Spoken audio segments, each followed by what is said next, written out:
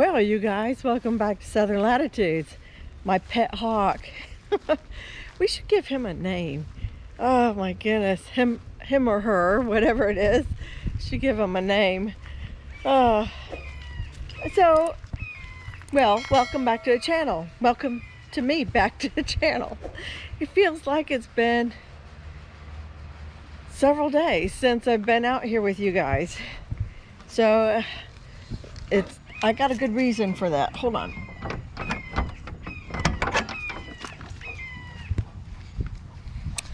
So, one thing that's happened was, well, let me tell you what I started in the garden first, and then I'll just tell you the story in chronological order.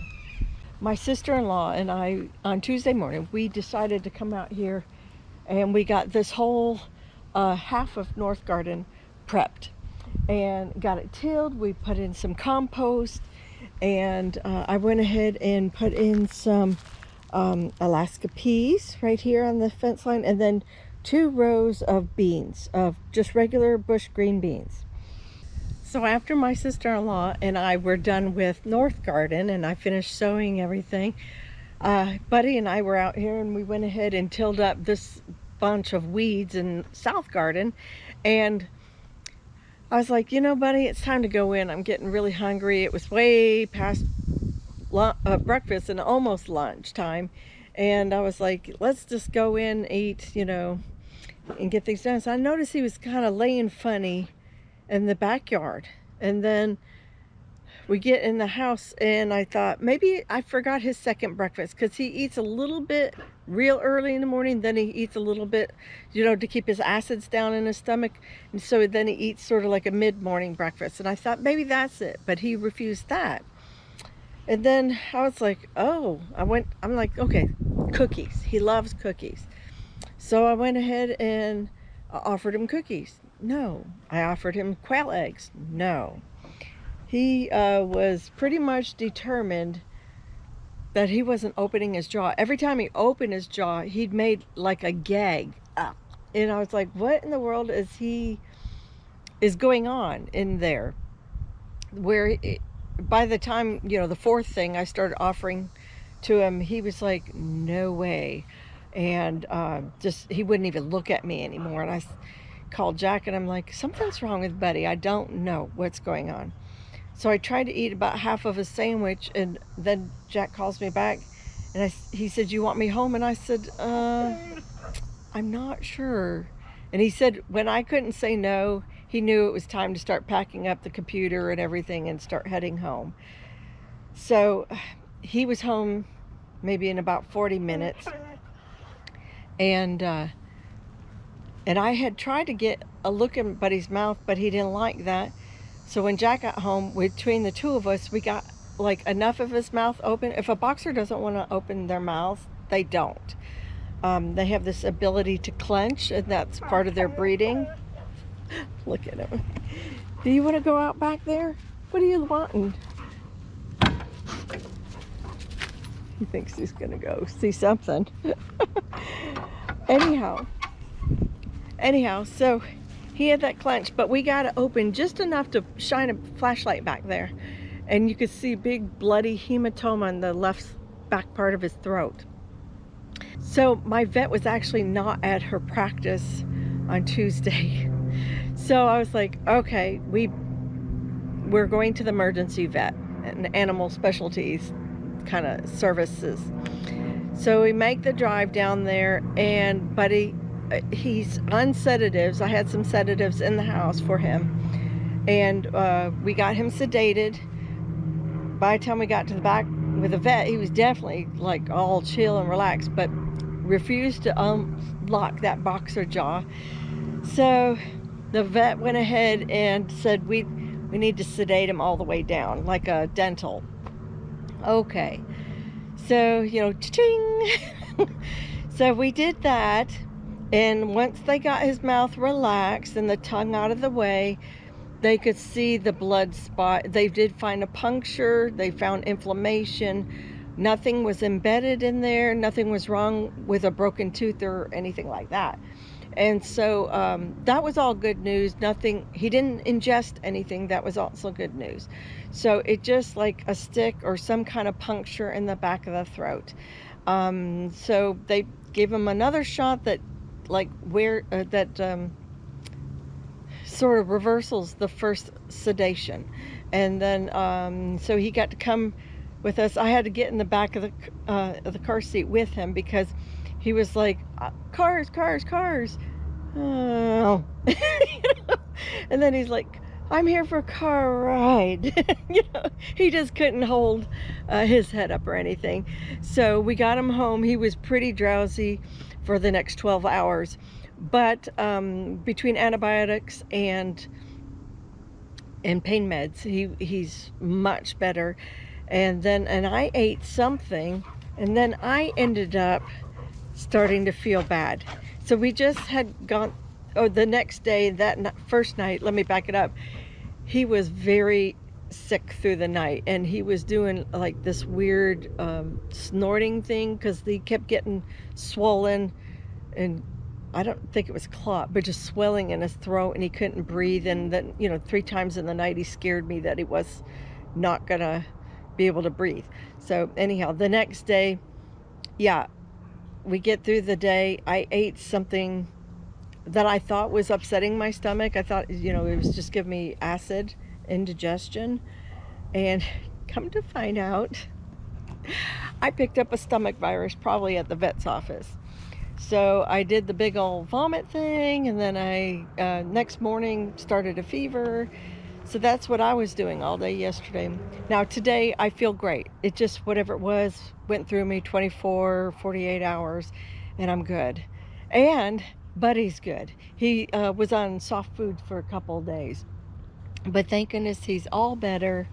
And I think both of us are completely healed and mended. He's still on antibiotics though for 14 days straight. So I think that means we still have like 11 days left to go, just to prevent infection there. But anyhow, now the garden's starting to call my name. Okay, so now we have no more drama. That's the end of all my drama. But I have all these baby nasturtiums here, and they definitely need to come on out. There's a Salanova, but let me get a bunch of these out of here.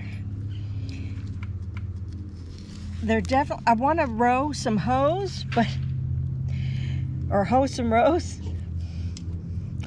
but I can't do that with all these nasturtiums in the wrong place. Look at that beautiful set of roots. So we'll be placing these in other areas of the garden, which will be so nice. Very needed. Very much so needed. Look at all of them. So many of them. Just in the wrong place.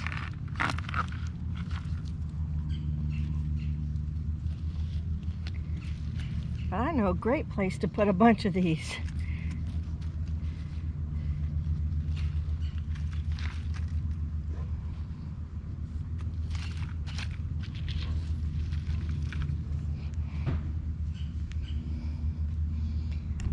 Where else?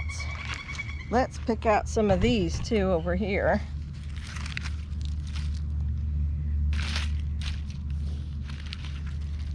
If I have to, I'll pop some of these up and put them into pots and give them away to friends.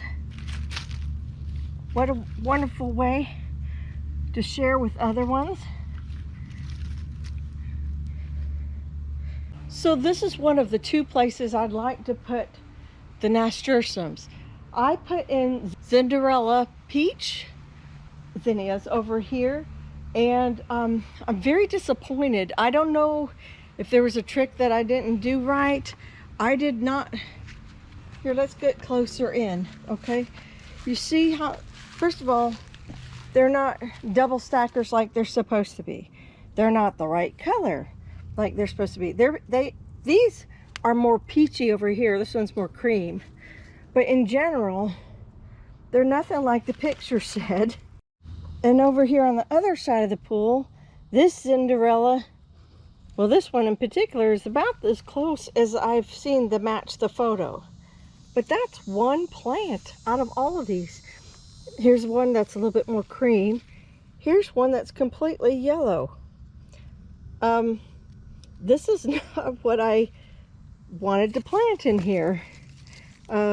Just a little disappointed that I didn't get something like this throughout all of them, but that's okay. What I'm going to do with this area right here, doesn't matter what season it is, I'm just going to fill this whole area with nasturtiums. So in the summer they can become very full, in the winter they can drop their seed and re-sow, whatever they want. This will be great. This is just a little mow area between our pool and the retaining wall. And at one point we thought we would put decking around it, but then we decided not to in case we ever need to do some maintenance on the pool or what have you. And I do have a wild fern down in there. I would love to get that, but I probably need like one of my sons to do that.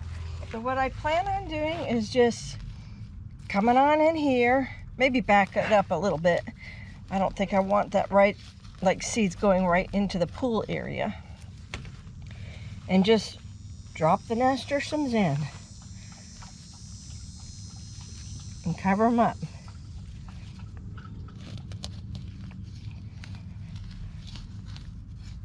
Drop them in, cover them up.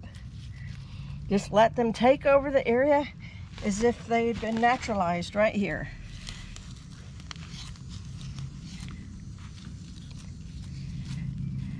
I don't know if they'll bloom again this fall or not, but you know, I'm still just gonna throw them on in.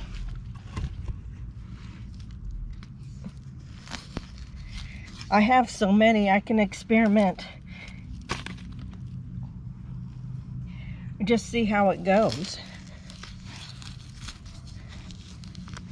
Get my hoary down in there real good. Oh look, there's a worm right there. The soil is so healthy. I'm not even going to take the time to remove the weeds, as you can see. We're just going to pop them right in the middle there. They should take over this area, no problem. Another place I wanted to try was up front here, where I just weeded this garden bed, last week.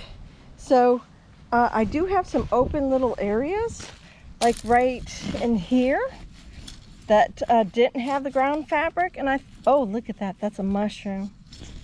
Ew. Well, anyhow, you can tell it's fertile. So I thought we might pop in one or two per hole and just see how that goes. Let's see if we can find one with a better root system right there. There we go. And just go ahead and get them covered up. Water everything in, of course, really well. Yeah, and see if we can't get, you know, some to take root in here. Ooh, pardon the strong sun, but there are 2 per hole and there are 12 nasturtium seedling transplants in here altogether. And I still have, and of course I did some outside by the pool, and I still have just a few left, so let's pop those up for friends. All right, here we go. We've got 4 little cups, and let's see, maybe we can get 2 per cup to give away to friends. Oh, this one looks broken. Okay, that one won't make it. Here's a little bit of a seed and root. Some of these do have the seeds on the very bottom of them. Can you see that? Which is pretty cool. Oops, boom.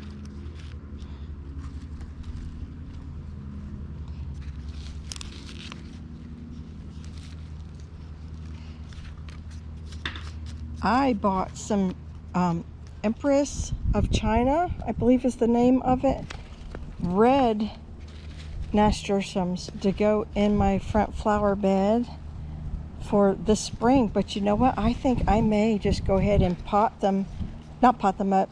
When I clean out the bed, I'll just like scatter them so then they can germinate whenever they want to, whenever the weather hits them right on their own. I think that would be kind of fun. Let's see. Which is my next best? Let's go with this one. Yeah. You know what? I can probably even pot up just one more. We'll have to water these in. Yep. That'll be beautiful. People love to get free plants. So you guys, it was a really quick, small project, but something I needed to get done actually even before all our trauma happened this week. And I couldn't hoe between these rows because I had too many nasturtiums around. Now I won't feel bad if I want to pull these because I have plenty of others saved. And thank you so much, all of you who reached out on the community page and sent your well wishes and prayers and stuff for Buddy. And then I know that if I had put it up, you would have done the same for me. But thank goodness my stomach virus was very short-lived. So you guys, thank you for joining us. Take care, God bless, and I'll see you in the next video. Bye-bye.